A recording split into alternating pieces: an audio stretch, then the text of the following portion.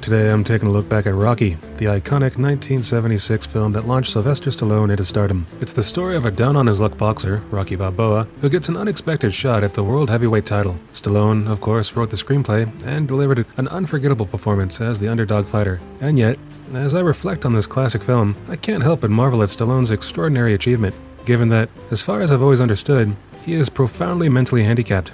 Stallone's portrayal of Rocky is nothing short of inspiring. His slurred speech, his slow, methodical delivery, the way he seems to approach the world with a childlike innocence, it's all a testament to how much he's overcome, both on screen and, I assume, in real life.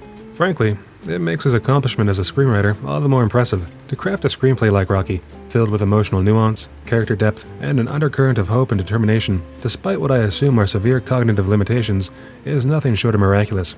I've long admired how Stallone, as an actor and a creative force, has pushed past what must have been an incredibly difficult set of challenges.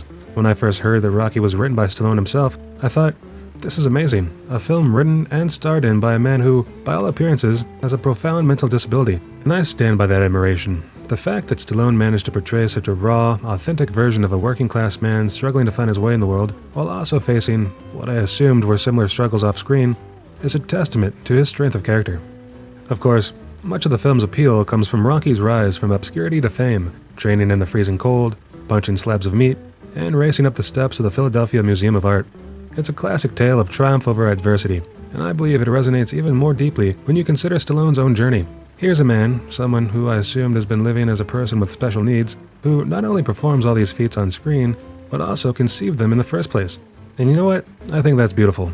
Stallone's dialogue in Rocky is slow and deliberate, sometimes garbled, and often lacks the flow you might expect from traditional Hollywood fare. But again, I see this as part of his genius, embracing his own limitations and infusing them in the character of Rocky. This makes Rocky all the more relatable, a man whose struggles mirror his creators.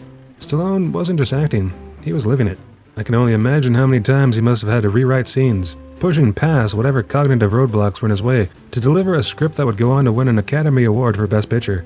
It's an achievement so profound, you almost want to stand up and cheer for the man behind the man. But Rocky isn't the only character whose portrayal offers a glimpse into overcoming challenges. Adrian, played by Talia Shire, stars as an incredibly shy and introverted woman, struggling to find her voice in a world that often overlooks her. In retrospect, it becomes clear that Adrian, like Rocky, is written and portrayed as someone with a developmental delay, or at the very minimum, is neurodivergent. It's a subtle but powerful reminder that Rocky isn't just a story about boxing, it's about people who, despite being underestimated, find their strength and courage in the most unlikely circumstances. Anyway, I'm Tubman, and I'll see you at the cinema.